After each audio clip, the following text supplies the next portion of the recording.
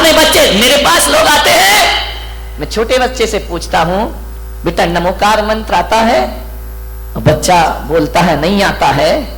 तो मैं माँ बाप की तरफ देखता हूं, माँ बाप की नजरें झुक जाया करती हैं।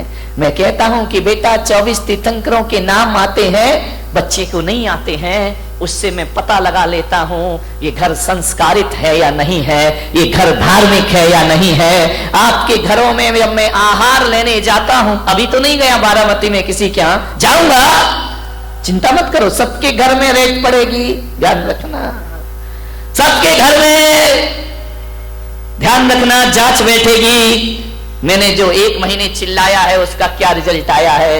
जब मैं आहार लेने के लिए तुम्हारे घर जाता हूं और देखता हूं कि जूता कहीं पड़ा है, बैग कहीं पड़ा है, बच्चे की यूनिफॉर्म कहीं पड़ी है, बाप के बिस्तरों में सलवटें पड़ी हैं, मैं समझ जाता हूं ये घर संस्कारित नहीं है। और आपका घर यदि व्यवस्थित जमा हुआ है तो मैं समझ जाता हूं कि माँ बाप के अंदर संस्कार है और इनकी औलाद भी संस्कारित पता लग जाता है। ध्यान रखना, शिखर से पता चलता है समाज कितनी धार्मिक है, और घरों से पता चलता है ये परिवार कितना संस्कारित है और कितना सभ्यता वाला है। 1 गिलास पानी मंगाओ, बच्चा गिलास लाए और 2 उंगली गिलास के अंदर हो, समझना संस्कारित घर नहीं है। ध्यान रखिए, मेहमान आए बच्चे भाग जाए, उनका अभिवादन ना करें तो संस्कारित घर नहीं है। ध्यान रखिए, आपकी पूजा पाठ से मैं पता कर लेता हूं।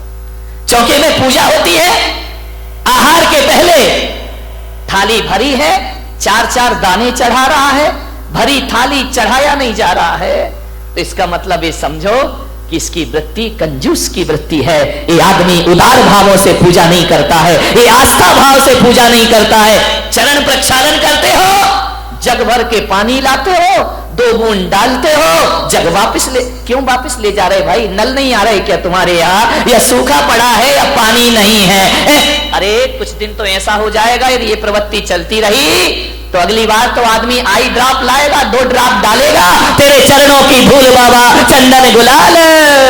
ये प्रवृत्तियां हैं, आहार में आपकी प्रवृत्ति देखी जाती है। ध्यान रखना, कैसे दे रहे हैं आप, दाल कैसे दे रहे हैं आप, सब्जी कैसे दे रहे हैं। ध्यान रखना, कंजूसों के हाथ से छूटता नहीं है, और जो उदार होता है वो उदार वृत्ति से महाराज और ग्रहण करिए और खाना महाराज तो उतना ही लेंगे जितना उन्हें लेना है, लेकिन उससे आपकी प्रवृत्तियां पता चल जाएंगी। 4 महिलाएं सुबह से काम कर रही हैं मन चौके में, एक ऐसी आएगी, एक धक्का इधर दिया, एक धक्का उधर दिया, आगे खड़ी, काम आम कुछ करना नहीं है, समझना ये झगड़ालू औरत है। ध्यान रखना, ये नेतागिरी ज्यादा जानती है, ये राजनीति ज्यादा जानती है, काम कोई कर रहा, नाम खुद कमा रही है, ये राजनेता होते हैं। ध्यान रखना, ये कल्याण नहीं करे, ये कोई खुशहाल जीवन नहीं बना सकते हैं अपना।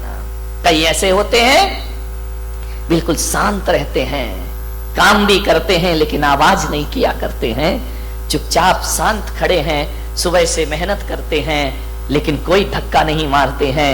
कोई आहार देता है तो आइए आप दीजिए, हम बाद में दे लेंगे, समझना वो संस्कारित आदमी है, वो सभ्यता वाला घर हुआ करता है। ध्यान रखिए, मान्यवर, सोचना है आपको, विचार करना है आपको, आपकी इन क्रियाओं से आपके संस्कारों का पता चलता है। ध्यान रखिए, आप कैसे घर के हैं, आपकी मान मर्यादाएं कैसी हैं। आऊंगा मैं अभी तुम्हारे घरों में पर्यूषण के बाद, सबको रिजल्ट देने के लिए कि तुम क्या कैसे हो, तुम पंडाल में कैसे दिख रहे हो, घर में पता पड़ेगा कि तुम्हारी जिंदगी क्या हुआ करती है। पंडाल में तो सब सज धज के बैठे हैं मजे से, टिप टाप। यदि इतने लोग सुधर जाएं तो मोदी को इतनी मेहनत काहे को करना पड़े मेरे भाई, देश का कल्याण कब का हो जाएगा। ध्यान रखिए, संस्कारों का। मैं ब्रह्मचारी था अहमदाबाद में, 93 की बात है। मैं एक के घर में भोजन के लिए गया, उन्होंने कहा ब्रह्मचारी जी पधारिए, भोजन ग्रहण करिए। मुझे बिठाया गया, मां रोटी बना रही थी।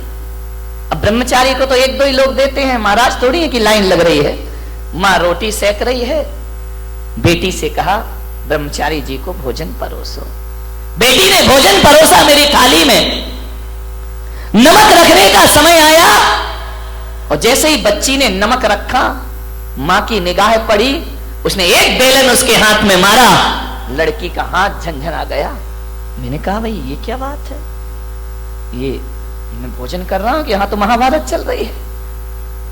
फट से लड़की कुछ ना बोली, न लड़की रोई, न लड़की चीखी, कुछ नहीं, चुपचाप रही। उसने व्यवस्था बदल दी। आहार के बाद मैंने पूछा, मेरा तो मौन था, मैंने कहा मैं आपके यहां भोजन को आया, आपकी लड़की इतने प्यार से परोस रही थी, आपने उसे बेलन क्यों मार दिया? बोले ब्रह्मचारी जी, इस लड़की को मैंने 10 बार समझाया कि थाली में नमक कहां रखते हैं और सब्जी कहां रखते हैं, ये आज फिर भूल गई। तो जब ये समझाने से नहीं समझी तो मुझे बेलन उठाना पड़ा। और आप जानते हैं मैंने एक शब्द भी नहीं बोला, और एक बेलन ने नमक कहां रखना चाहिए वहां व्यवस्था इसकी करा दी, अपने आप इसने उठाकर रख दिया। अब इसे जिंदगी भर याद।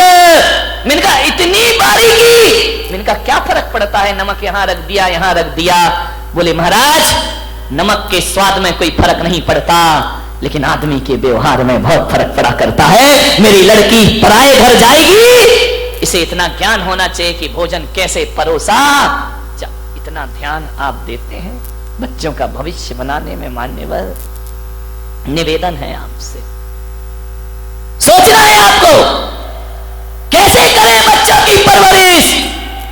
एक लड़की की शादी होना थी, अमीर आदमी, करोड़पति, अरबपति, किसी पैसे की कमी नहीं, 20 नौकर चाकर जिसके घर में, एक करोड़पति के घर में एक आदमी अपने लड़के के लिए लड़की देखने गया, और जैसे ही गया बड़ा स्वागत हुआ, कालीन बिछाए गए, गुलाब जल से स्वागत हुआ, आइए अभिनंदन है, आपका स्वागत है, पधारिए। बहुत स्वागत हुआ। डाइनिंग टेबल पर इतनी प्लेट लगी कि लड़के का बाप देखकर हैरान हो गया कि इनके घर में ऐसा भोजन हुआ करता है, बड़ा स्वागत सत्कार। लड़के हर चीज में, नौकर खड़े हुए हैं, पानी लेकर नौकर खड़े, अटैची उठाने के लिए नौकर खड़े, कार का दरवाजा खोलने के लिए नौकर खड़े, बड़ा स्वागत हुआ। लड़की के पिता ने कहा तो भाई साहब रिश्ता पक्का समझूं। लड़के के पिता ने कहा घर जाके जवाब दूंगा। अरे बोले क्या पसंद नहीं आया? मेरी लड़की पढ़ी है, लिखी है, खूबसूरत है, इतनी सुंदर है, पढ़ाई लिखाई में टॉपर है। उसने कहा ठीक है, जवाब घर जाके दूंगा। 8 दिन बीते, 10 दिन बीते, 1 महीना बीता, कोई जवाब नहीं। लड़की के पिता का फोन गया, भाई साहब आपने कुछ जवाब नहीं दिया, हाँ या ना में जवाब दो, क्या कमी है मेरे घर में? लड़के के पिता ने कहा कि भाई साहब मुझे क्षमा करना, यदि मैंने महीने भर जवाब नहीं दिया तो इसका मतलब है मैं तुम्हारे घर में रिश्ता नहीं करना चाहता हूं, लेकिन जब आप मजबूर कर रहे हैं तो मैं कहता हूं कि ये रिश्ता मुझे मंजूर नहीं है। अरे क्या कमी रह गई?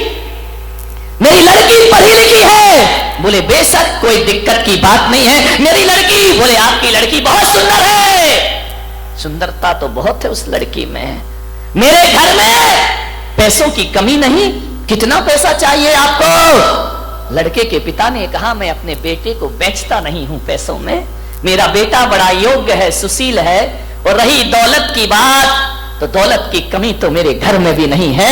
यदि ये करोड़पति के घर रिश्ता लेके पहुंचा था तो मैं कोई खाकपति तो नहीं होऊंगा ना मेरे भाई, मेरे पास भी पैसा है। तो उसने कहा भाई साहब जरा ये बता दो ऐसी कौन सी बात है जिससे आप शादी नहीं कर रहे? बोले बस एक बात मेरे सीने में चुभी है, इसलिए मैं तुम्हारी बेटी से शादी अपने लड़के की नहीं करूंगा। बोले कौन सी बात चुभी है? बोले जहां पानी भी नौकरों के द्वारा परोसा जाता हो, जहां भोजन भी नौकरों के द्वारा परोसा जाता हो, जहां सब व्यवस्थाएं नौकरों के द्वारा होती हो, अरे उस घर की लड़की लाके मैं अपने घर को बर्बाद नहीं करना चाहता हूं। अरे मुझे तो वो लड़की चाहिए जो अपने हाथ से खाना बनाना जानती हो और अपने हाथ से अपने द्वारा लोगों का अभिवादन करना जानती हो। मुझे सुंदरता नहीं चाहिए भाई साहब, हमको संस्कारित लड़की चाहिए, संस्कार वाला घर चाहिए। ऐसा संस्कार वाला घर अरे ये दौलत तो आज है, कल ना रहेगी। और जिस दिन दौलत ना रहेगी, नौकरों को छूटने में ज्यादा देर नहीं लगा करती है। लेकिन बेटी के साथ यदि संस्कार है तो दौलत रहे या ना रहे, ध्यान रखना, ये रुपए पैसे घर की लक्ष्मी नहीं, मेरी बहू मेरे घर की लक्ष्मी हुआ करती है। उससे बड़ा धन दुनिया में कोई दूसरा। अपनी बेटियों को ये सिखाया है आपने। खाना बनाना नहीं आता तुम्हारी लड़कियों को, ध्यान रखना।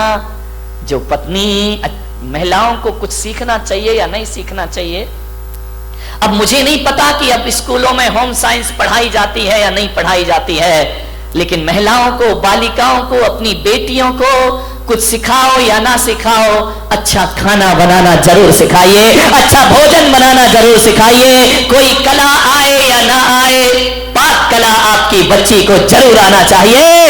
और लड़कियों को ही नहीं, वक्त पड़े तो लड़कों को भी खाना बनाना ये कोई छोटा काम नहीं है। आप ये मत समझो खाना बनाने से हमारा स्टेटस गिर जाएगा, नहीं मेरे भाई। अरे वही पति पड़ोस में खाने जाता है, वही पति ढाबे का खाना पसंद करता है, वही पति रास्ते में खड़े हुए ठेलों पर खाता है, जिसकी पत्नी को अच्छा खाना बनाना नहीं आया करता है। आप अच्छा बनाइए, बाजार से भी अच्छा बनाइए। कौन है जो बच्चा बाहर जाकर खाना खाएगा?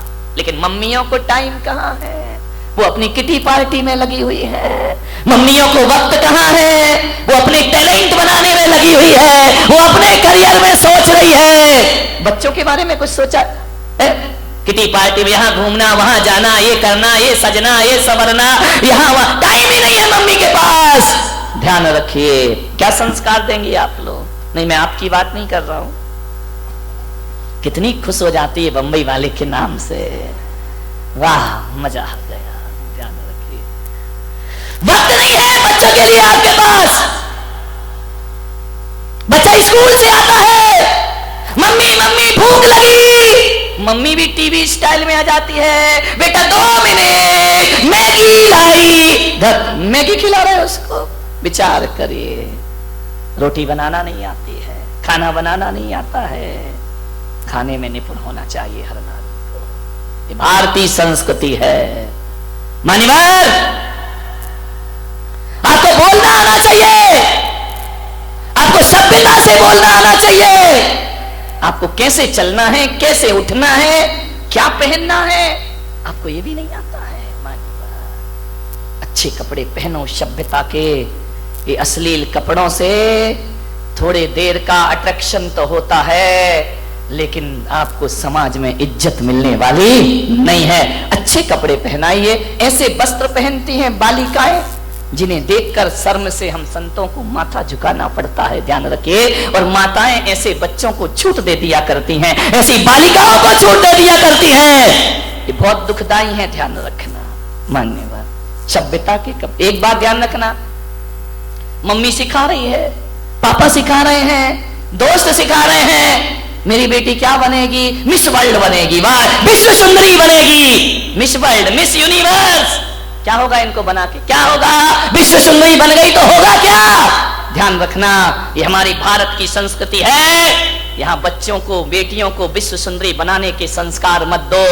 यदि देना है तो ब्राह्मी सुंदरी बनाने के संस्कार दीजिए, मैना सुंदरी बनाने के संस्कार। मैं बच्चियों से पूछता हूँ, बहुओं से पूछता हूँ, विश्व सुंदरी बन के क्या करोगी? विश्व सुंदरी बन गया, एक ताज रख दिया, थोड़ा इनाम मिल गया, पैसे मिल गए। एक बात बताओ, हमारे देश में एक आरिका खड़ी हो जाए और एक विश्व सुंदरी खड़ी हो जाए, तो आप बताइए दोनों में आस्था का शीश किसके चरणों में झुकेगा? साध्वियों के चरणों में शीश झुका करता है, सन्यासियों के चरणों में शीश झुका करता है। विचार करिए, विश्व सुंदरी को भी साध्वी के चरणों में माथा झुकाना पड़ेगा। तो एक बात याद रख ले, मेरे देश की बेटियां मिस यूनिवर्स, मिस वर्ल्ड बनने में हमारा गौरव नहीं है। अरे सीता, मैना और अंजना बनने में हमारा गौरव हुआ करता है, जिनके मंदिर बनाए जाते हैं, जिन्हें श्रद्धा से शीश झुकाया जाता है।